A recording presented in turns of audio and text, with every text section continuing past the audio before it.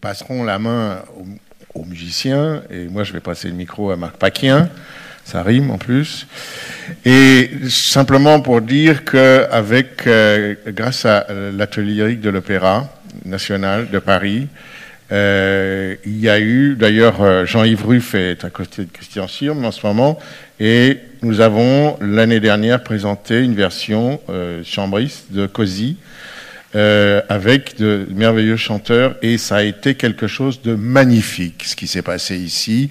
Il y a eu 3 représentations qui étaient absolument complètes, avec le beau public de l'Opéra Bastille, mais surtout le beau public de Bobigny, et les deux mélangés, ça avait vraiment de la gueule. Et cette fois-ci, c'est Marc Paquien, qui a fait la dispute il y a un an ici, qui va mettre en scène un contemporain de Mozart, qui est Cimarosa, et le mariage secret.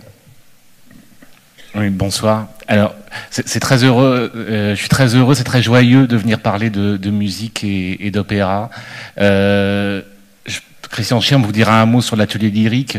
C'est un espace de travail qui est proposé à des jeunes chanteurs qui viennent un peu du monde entier, qui ont un très très haut niveau d'études, et ils viennent parfaire leur formation à Paris, à l'Opéra Bastille, et puis régulièrement ils rencontrent des metteurs en scène intéressants, et donc du coup ils rencontrent le théâtre, en quelque sorte.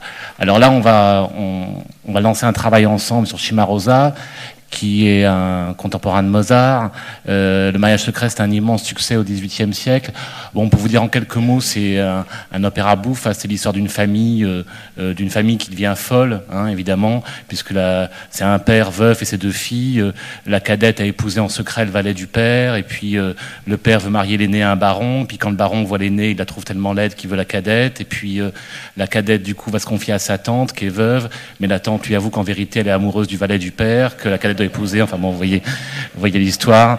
Normalement, on doit s'amuser. C'est un moment de joie et puis d'émotion, parce que c'est émouvant, de toute façon aussi, les histoires de famille. Alors de venir avec les chanteurs de l'atelier lyrique, avec un orchestre de 40 musiciens, l'ensemble Ostinato, de venir à Bobigny, moi je trouve ça merveilleux.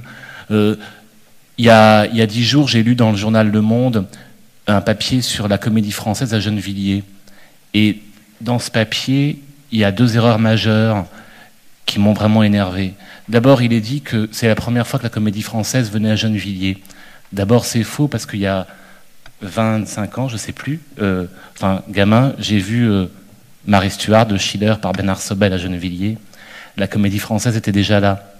Et c'est très important, ça. Je lui rends hommage parce que c'est la mémoire du théâtre. Et on ne parle jamais de la mémoire du théâtre parce que c'est dans nos têtes comme ça, mais c'est très important. Et puis il est dit aussi que c'est bête que la Comédie Française vienne seulement à 2 acteurs à Gennevilliers. Mais qu'on vienne à 2 ou à 50, le problème pas là. Hein. Le problème, c'est qu'on vienne, que ça se passe, qu'il y ait du lien qui soit créé entre les maisons. Je trouve ça absolument primordial. Ça s'est fait tout le temps. L'objectif, c'est qu'on puisse continuer à le faire, vraiment. Il y a 2 ans, avec l'atelier lyrique, on a fait à Saint-Denis, on a créé un opéra contemporain, Les Aveugles de Maeterlinck. Ça se reprend là, d'ailleurs, je vous convie, j'en profite, 27, 28, 29 juin à 20h à l'amphithéâtre Bastille. C'est une création mondiale d'un opéra contemporain de Xavier Dayer. Et voilà, c'est des liens qu'on a fait. On a fait un lien avec Saint-Denis, maintenant avec Bobigny. Et d'ailleurs, il y a 2 jours, dans un café, j'ai croisé une dame. Je parle parce que je suis le dernier. J'ai croisé une dame. Pas le dernier. Il y a encore 3 spectacles. Oui, dépêche-toi. C'était génial. J'ai croisé une dame qui lisait le journal de l'opéra, et elle soulignait plein de choses sur les aveugles. Alors, au bout d'un moment, je la regardais. Je lui dis, Madame, je me permets, vous avez envie de voir ce spectacle? Et elle me dit avec un fort accent grec, ah ben non, mais je l'ai déjà vu. C'est admirable, enfin, etc. Elle trouvait ça admirable. Elle m'a expliqué pourquoi. Elle avait raison. Et les chanteurs, la musique, et puis la mise en scène. Du coup, je l'ai invité. Du coup, je suis invité à Istanbul permanent maintenant, donc ça c'est super. L'opéra crée du lien, le théâtre crée du lien. Et cette dame, elle est abonnée à l'Opéra de Paris. Elle s'est déplacée à Saint-Denis. Elle retourne à l'opéra. Elle va venir à Bobigny.